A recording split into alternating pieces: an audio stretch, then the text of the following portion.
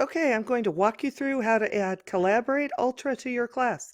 Collaborate Ultra is the tool that you will use to have your class live online.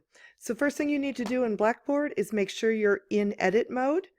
Click on toggle it on, okay? Then I'm going to go over here and I'm going to add a tool link, okay? And then I'm going to go through here and look for Collaborate Ultra. Make sure you click on Blackboard Collaborate Ultra. Collaborate is not the same thing.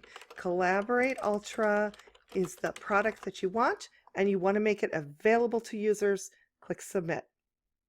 Okay, so we're going to go with the easiest option for you, okay? The easiest option for you now is we have to go find that Collaborate Ultra that we added. And you know what? It might be nice to move it up to where your users can find it right at the top. That's up to you where you put it. But you're going to click there, and then you're going to be put into the Collaborate Ultra room.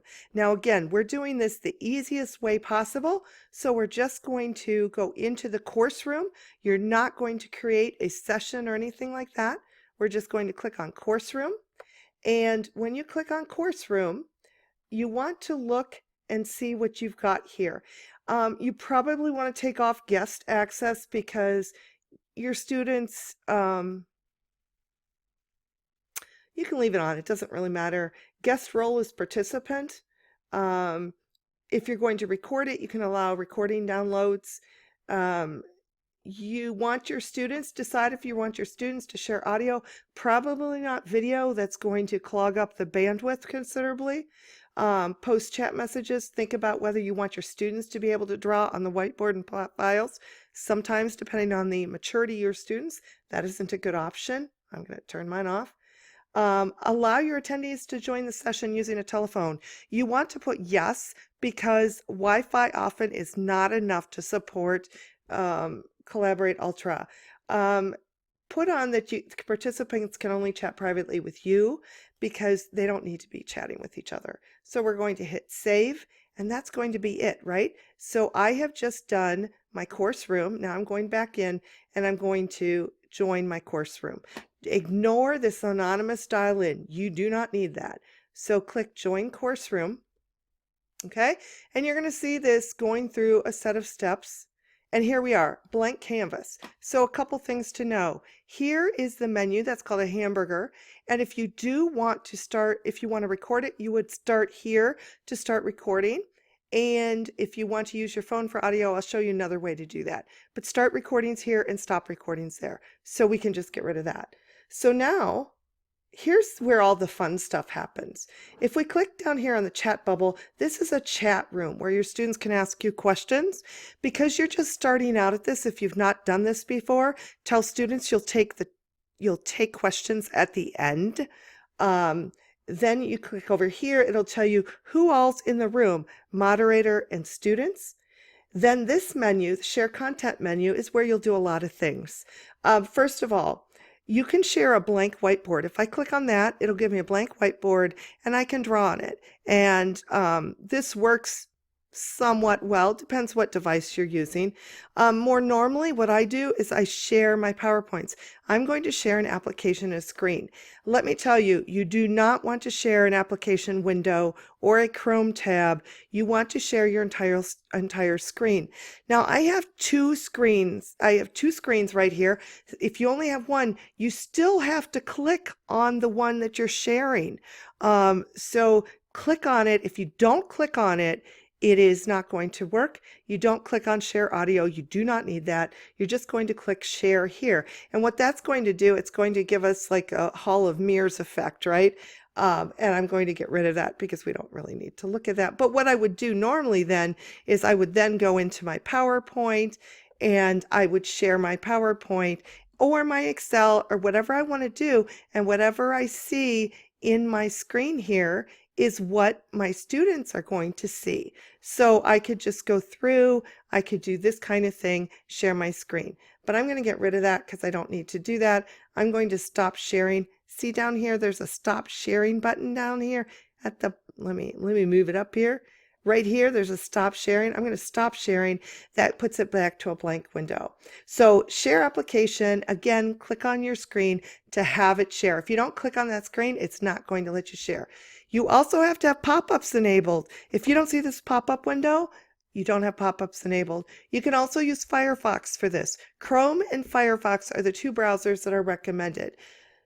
Okay, so then don't do the share files. That's really beyond what we're doing here in an emergency type situation. You can ask polling questions, again, not something I use. And if you're going to have class for a set number of minutes, and you're waiting for students to join, your session can time out if there's no activity. So what I do the very first time I get into this program at the beginning of class or before class starts, I add up how many minutes are left before the end of class. So maybe it's a 60-minute class and I've joined 50 minutes early. So I'm going to put 75 here, and then I'm just going to start the timer. And it's going to show in here, and that will keep my class from being deactivated or stopped when there's no activity. You don't want breakout groups for this emergency. That's a more advanced lesson. And then over here on settings, the only thing you really need to do is click on your phone for audio. This is how you get your audio. Such an awesome way to get audio. You could use a headset, by the way. If you want to plug in a headset, you can use the audio button here. You have to click here to unmute yourself.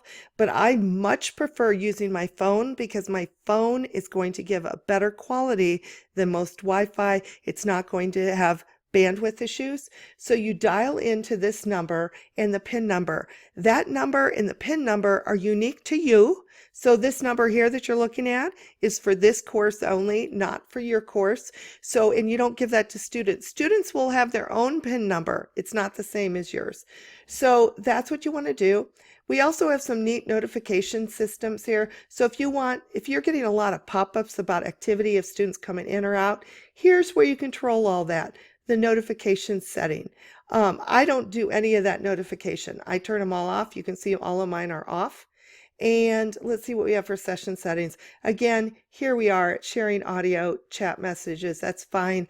I do not allow students to draw on the whiteboard or share video just because we don't have enough bandwidth.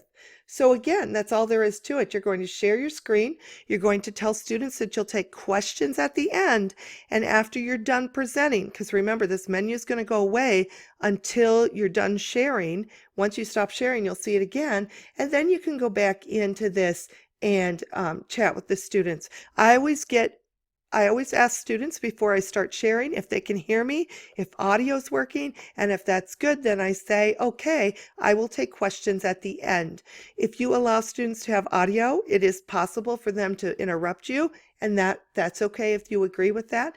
And if you want to record your sessions, up here, that menu recording and stop recording is in the same place. So I hope that helps, but that's an introduction to Collaborate Ultra. I'm happy to take any questions you have. I will answer anything. I will be a practice student for you. I will attend your first class with you to make sure you are doing fine. So just let me know what you want.